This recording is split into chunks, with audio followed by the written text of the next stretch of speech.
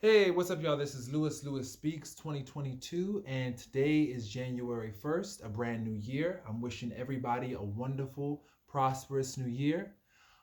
Today, I want to talk to you all about how to stop speaking in the language of hurt. Oftentimes, I hear people oftentimes think and speak in a language of pain.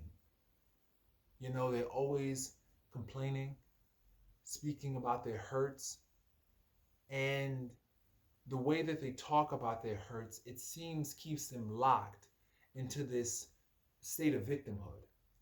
A lot of people have made an identity around being in pain. And I've noticed that these pain bodies have contributed to health issues, have contributed to mental health concerns, have contributed to social issues where they can't relate to certain people and their friends. There's just so many things that happen when people have not yet learned to speak in the language of gratitude. And what this video aims to do is assist people with rebuilding a new language and giving some tips and strategies on how to do that. Um, I know me, I used to speak in the language of victimhood. It was always about what other people were doing to me, how they were hurting me, how they were affecting me. And I realized that I was overly affected by what other people did. I was always so invested, and I realized that as an empath, it was my responsibility to, for one, protect myself and put on that emotional armor, that invisible armor. And I didn't always do that. I didn't always protect myself. And instead, I would project that and that feeling of guilt and shame onto other people, making them responsible for what should have been my responsibility. And as you know better, you do better, you know? And so I think the first thing in no longer speaking in the language of hurt is recognizing that you speak in that fashion, that you speak in the language of pain and victimhood. You cannot change anything that you don't admit exists. And so you have to, for one, admit to yourself that you do speak in the language of hurt, pain, and victimization. So once you do that, once you identify, that you speak in this language, it's about restructuring. It's about affirmations. It's about setting intentions. When you wake up in the morning, it's important that you start off with a positive affirmation to challenge those negative tapes that continue to play in your head. Oftentimes, when you speak in the language of pain, you wake up the next day feeling resentful, angry, bitter, spewing all the negativity, rehashing past incidences and past hurts, and you always wake up in this feedback loop over and over. It's like Groundhog's Day. You wake up rehashing the same pains over and over, and it's not productive. So to break that cycle, it's important to create new habits and new affirmations.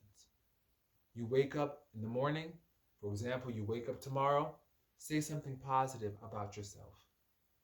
Say something beautiful. I have wonderful eyes. Today I woke up and I'm going to conquer the world. Something positive. You can choose your own affirmation based on what you feel would work for you. But at the same time, it's important to rehearse this over and over again. See, the thing about it is this. It's easy for us to fall into familiar patterns. We're used to that. We know that it's home for us, it's comfort. But when you're trying to change your thought process and you're trying to restructure your mind, it's going to take some work. It's going to take some effort. So every morning, wake up, start with a wonderful affirmation. If you're struggling to find affirmations, they have affirmations all over the web where you can definitely just pick one out of a cup, pick one out of a hat, and just read it to yourself over and over. If you want to put it on a mirror, if you want to put it on a door, on the refrigerator, someplace where you can continue to rehearse it, it'll be helpful, you know? So that's one way to stop speaking in the language of hurt and pain. Another way to stop speaking in the language of hurt and pain is to create a gratitude list. Be conscious and be intentional about creating this list. What are you grateful for today? What are you grateful for? Because when you're grateful, you start to realize that you have an abundance already. You start to realize that, wait a minute, why am I thinking so negatively?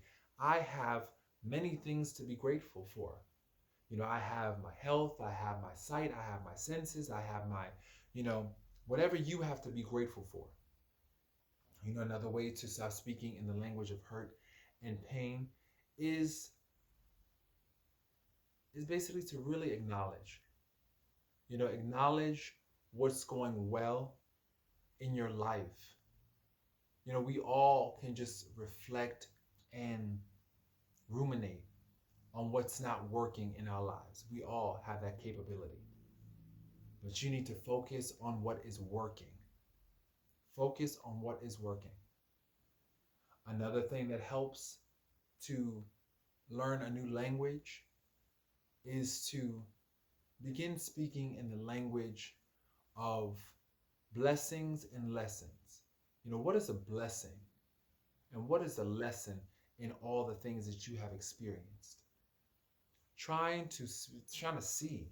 And sometimes it's so hard. It's so hard to really isolate what the blessing is, what the lesson is. So you sometimes have to sit with yourself. You have to ask yourself, what did I learn from this experience? What is the most important lesson that I've learned from this experience? What was the blessing that I could take from this? And oftentimes it's so difficult to find, because there are some things you wonder really what was the blessing in that, or what is the lesson. Certain tragedies happen that we really don't understand why they happen. They make no sense. In situations like that, sometimes there is no blessing that you can find, but there is a lesson that can be learned. Whether it be the lesson of trusting in your higher power, whether it be the lesson in patience, whether it be a lesson in self-love and self-forgiveness, whether it be a lesson, just trying to find that lesson is really helpful in beginning to learn a new language and stop speaking in this language of hurt and pain, because this language is not getting us anywhere. I know for me personally, constantly talking about the pains and the hurts and the slights and the traumas, it only keeps you locked in that cycle. And you wake up every morning, it's like the same feedback loop, the same cycle over and over. And over time, it just gets to be so draining. You find that you are exhausted and you don't know why. You don't know why you're exhausted, because you're constantly rehashing past hurts and past pains and traumas, and it's wearing on your spirit. It is wearing on your spirit, and that creates exhaustion and also physical ailments. And we really do not understand the link between the words that we speak and our health and the things that we manifest to us, because there is a strong correlation and a strong link between the thoughts that we think, the words that we say, and also what we bring into our lives. Sometimes we could speak our own tragedies into existence. So we need to be very careful about what we're constantly thinking about, what we're constantly saying to ourselves, what we're saying to other people, because honestly, words become flesh, you know? And sometimes we do, out of anger, we speak out of turn. That's understandable. That's the human condition. But being more mindful and allowing ourselves the grace and dignity to challenge ourselves to speak in a wholesome, life-affirming language. That's important. And so I encourage everyone to keep practicing, your affirmations, creating that gratitude list, trying to find the blessing in, or the lesson in the experience. That'll definitely help to begin forming a new language. And so I hope that this was helpful for everyone out there. This is a brand new year. This is a brand new start and a brand new opportunity to say yes to yourself and no to anything that will try to undermine and interfere with your joy. Because to be honest, your joy is your weapon. Your joy is your weapon. And you have to safeguard that. Safeguard your joy. So I hope this video was very helpful, and I wish everybody a wonderful and productive new year.